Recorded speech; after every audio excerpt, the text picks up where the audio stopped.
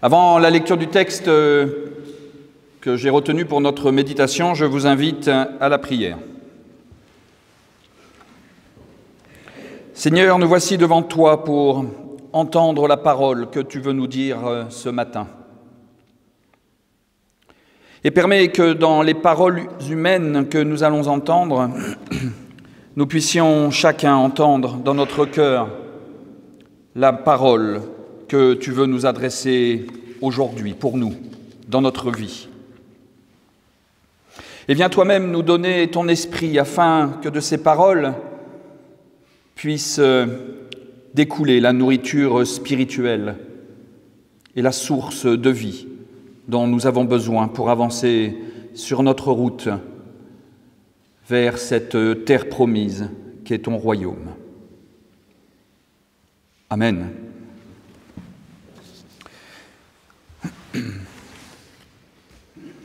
Pour ce matin, j'ai retenu dans les lectures du jour qui nous étaient proposées au chapitre 2 de l'évangile de Jean, les versets 13 à 25. 13 à 25, évangile de Jean, chapitre 2. La Pâque des Juifs était proche et Jésus monta à Jérusalem. Il trouva dans le temple les vendeurs de bovins, de moutons et de colombes, ainsi que les changeurs assis. Il fit un fouet de cordes et les chassa tous hors du temple, avec les moutons et les bovins. Il dispersa la monnaie des changeurs, renversa les tables et dit aux vendeurs de colombes : « Enlevez tout cela d'ici.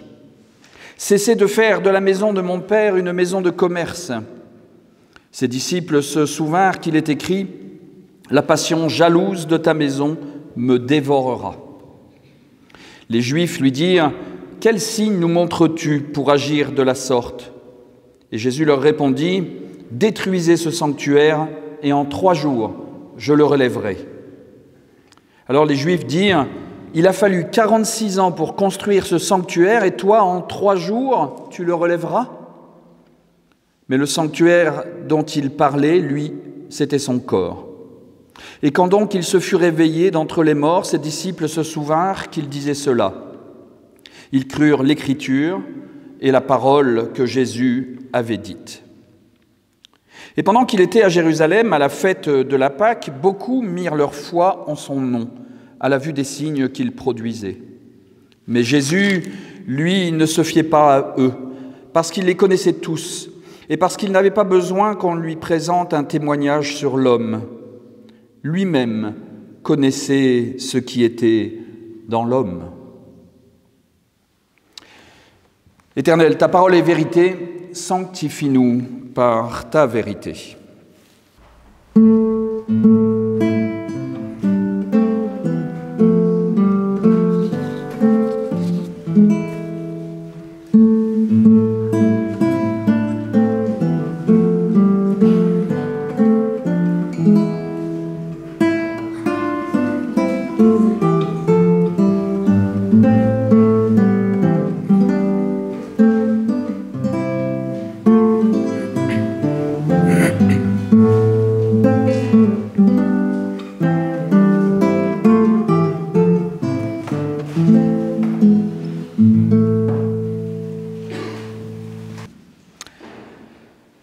La lecture de ce récit du chapitre 2 de l'évangile de Jean crée un malaise. Non seulement nous ne sommes pas habitués à voir Jésus user d'une telle violence pour faire entendre ses paroles, mais cette attitude est tellement contraire aux enseignements des évangiles. Où sont dans ce texte les concepts de base des évangiles ? Où entendez-vous dans cette violence « Aimez-vous les uns les autres » Ou encore ces autres paroles de Jésus « Tu aimeras le Seigneur ton Dieu de tout ton cœur, de toute ton âme et de toute ton intelligence. » C'est là le grand commandement, le premier. Et un second, cependant, lui est semblable « Tu aimeras ton prochain comme toi-même. » Et il y a encore ces paroles de Jésus qui disent « Mais moi je vous dis, aimez vos ennemis et priez pour ceux qui vous persécutent. » Et là, ce passage que nous avons lu nous décrit un Jésus violent qui fabrique un fouet pour se faire entendre. Comment puis-je prêcher le dimanche matin que Jésus est le chemin, la vérité et la vie? Un chemin qui mène à la paix, un chemin qui mène au service, à la joie et à l'amour. Et aujourd'hui, je devrais vous dire qu'il y a des situations où il faut savoir utiliser un fouet pour faire sa place et se faire entendre. Franchement, quand j'ai découvert que je devais prêcher ce matin sur ce passage, je me suis demandé comment j'allais m'en sortir. Et même si ce chemin vers Pâques est l'occasion de découvrir ou de redécouvrir des nouvelles figures de Jésus, celle-ci, au premier abord, semble peu attirante. Alors je vous rassure, j'ai cheminé.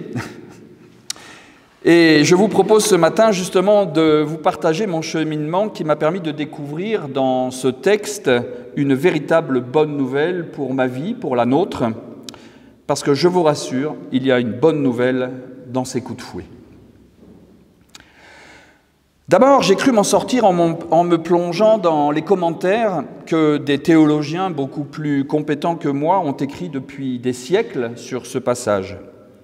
Le problème, c'est que tous ceux que j'ai pu lire trouvent une bonne excuse à Jésus pour justifier son attitude.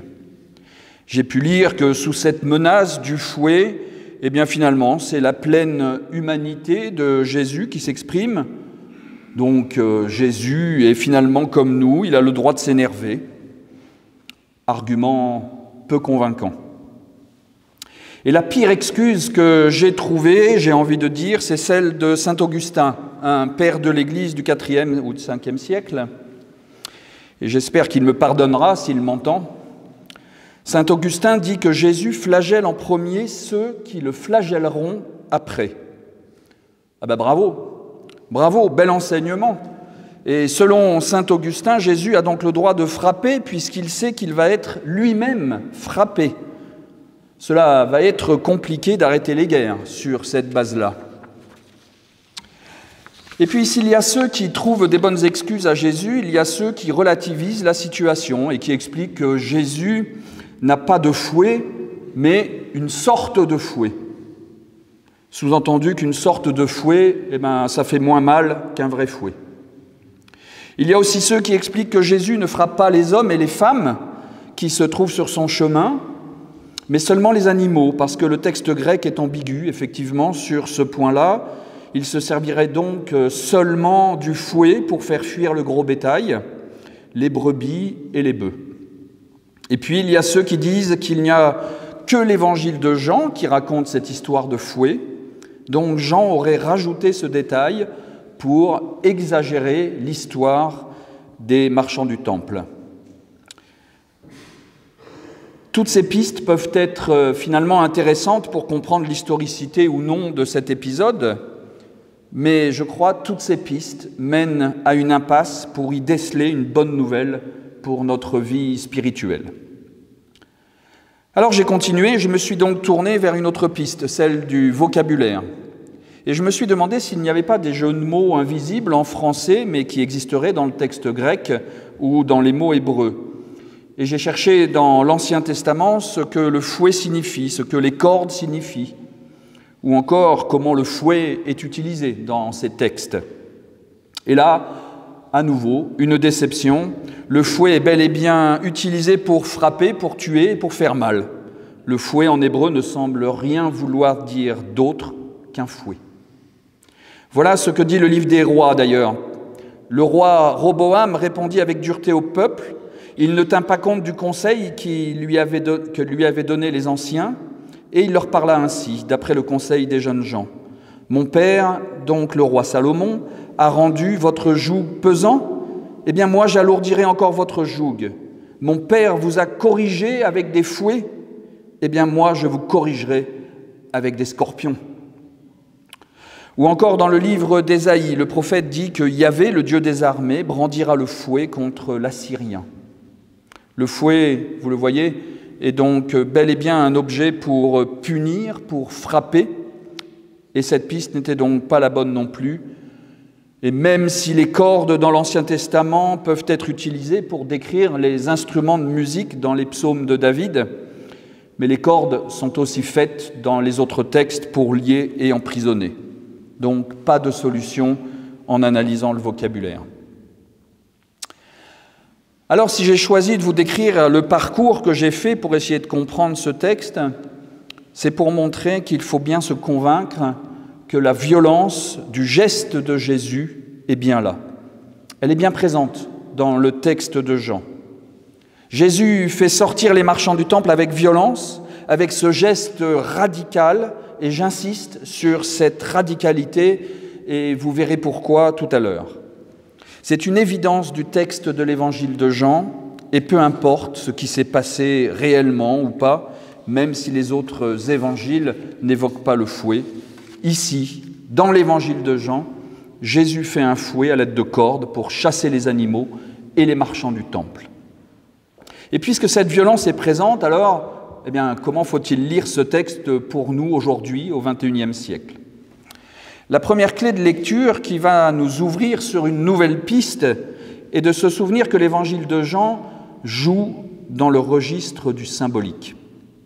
Souvenez-vous, le ton est donné dès le début de l'évangile de Jean, dans le prologue, quand il dit « La parole était la vraie lumière » et plus loin « La parole est devenue chair » et plus loin « La parole a fait sa demeure en nous ». Jean ne dit pas que la parole va nous éclairer comme une ampoule électrique, mais Jean nous donne ici la façon de lire la suite de l'évangile de la grâce. Il faut interpréter les images qu'il nous transmet. La parole de Dieu va éclairer notre vie. Alors à partir de là, on trouve une autre clé de lecture de ce passage à partir du verset 19, quand Jésus explique qu'il peut reconstruire en 3 jours le sanctuaire détruit. Et là, le rédacteur précise clairement que quand Jésus dit cela, Jésus ne parle pas évidemment du temple de Jérusalem, mais du sanctuaire de son corps. C'est le corps de Jésus, le temple où habite Dieu. Et là, tout c'est clair. On est toujours dans le symbolique, dans l'image à interpréter. Et si le corps de Jésus est le sanctuaire, cela veut dire que Dieu est en lui. Dieu n'habite pas dans ce temple en pierre qui a été détruit en 70, mais Dieu est en Jésus et par extension, Dieu habite dans le cœur de chacun d'entre nous. Alors reprenons maintenant notre passage à partir de ces clés de lecture. Le passage commence par « La Pâque des Juifs était proche, Jésus monte à Jérusalem ». La Pâque juive, c'est d'abord l'histoire d'une libération, de la libération de l'esclavage et de toutes les formes d'asservissement. Jean, en invitant ses lecteurs et ses auditeurs, en nous invitant, nous aussi, à accompagner les Juifs dans cette grande fête juive, il nous conduit, nous aussi, sur un chemin de libération, de la libération de tous nos asservissements dans nos vies. C'est de cela dont il s'agit ici. Nous sommes mêlés au groupe anonyme de tous ces Juifs qui montent vers le temple et qui ne savent pas encore ce qui va leur arriver. Et nous allons voir que petit à petit, nous allons passer de cette foule anonyme qui se dirige vers le temple de Jérusalem, c'est le début du texte, à l'homme unique que nous sommes, aimés de Dieu. C'est la fin du texte que je vous ai lu. Jean ne fait donc pas un récit historique de cette affaire. Cela ne nous concerne plus. Il n'y a pas de marchand du temple sur le parvis de nos temples, de notre temple à Lézan. Jean, ici, nous fait rentrer dans cette histoire de libération pour notre vie. Et si la Pâque juive est le souvenir d'une libération du joug égyptien, du début de l'Exode vers une terre promise, ici, c'est notre exode qui est en jeu, c'est notre exode à nous qui commence, c'est notre libération. Le verset se termine en disant « Jésus monte à Jérusalem ». Je crois qu'il ne faut pas sous-estimer non plus cette précision. Il s'agit de beaucoup plus qu'une montée physique et qu'un déplacement géographique.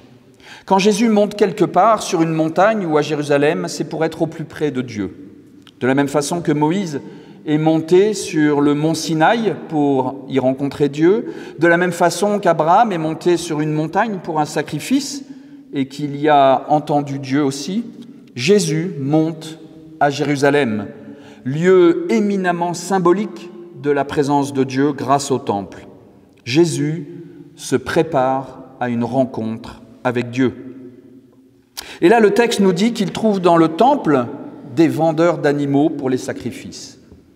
Au lieu d'y voir la présence de Dieu, il y découvre des marchands qui vendent des animaux pour tous les sacrifices. Mais comment alors aujourd'hui lire cette représentation ? Eh bien, puisque c'est le cœur de l'homme qui est le sanctuaire, l'Évangile rencontre dans notre cœur, dans le cœur de l'homme, tous ces arrangements que nous essayons de mettre en place avec Dieu. Les deux premiers versets que je vous ai lus et qui ne font pas partie, les deux derniers versets que je vous ai lus et qui ne font pas partie du découpage habituel du récit des marchands du temple, ces versets nous disent que Jésus lui-même connaissait ce qui était dans l'homme. Cela signifie que quand l'Évangile nous rencontre au plus profond de nous-mêmes, il rencontre ce que symbolisent ces marchands du temple.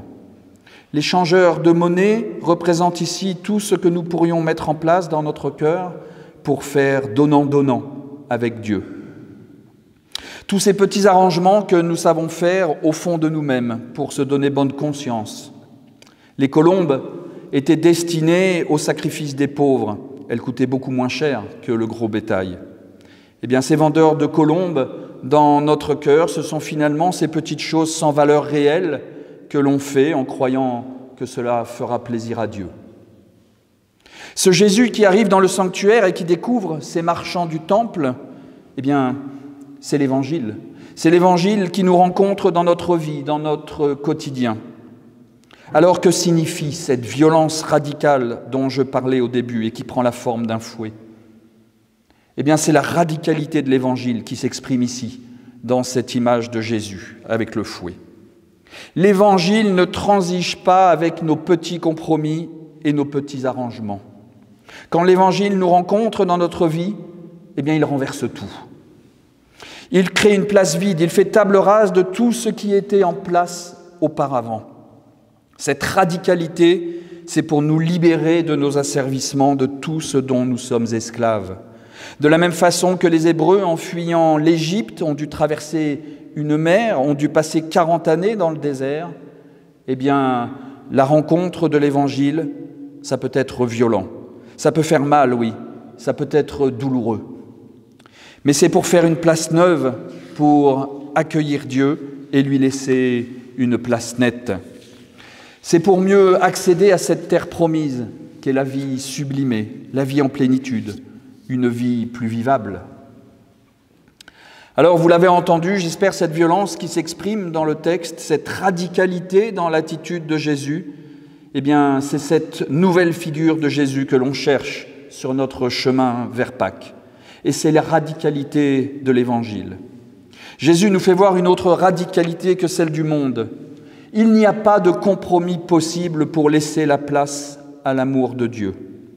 Dans cette lutte entre Jésus et les marchands du temple, nous entendons ici que la foi est un combat permanent contre tous nos compromis, tous nos immobilismes, tous ces arrangements que l'on pense utiles et suffisants pour rencontrer Dieu. Finalement, tout ce qui nous a servi et qui nous rend incapables de rencontrer véritablement l'amour de Dieu. Alors aujourd'hui, l'Évangile nous bouscule, c'est vrai, par ces mots, par ces images, mais se termine sur une promesse. Jésus connaît ce qui est en nous, ce qui est de l'ordre de la compromission, comme ce qui est de l'ordre du bon, du vivable. Dieu croit en nous, c'est une promesse dès le livre de la Genèse, en créant l'homme à son image de créateur. Amen.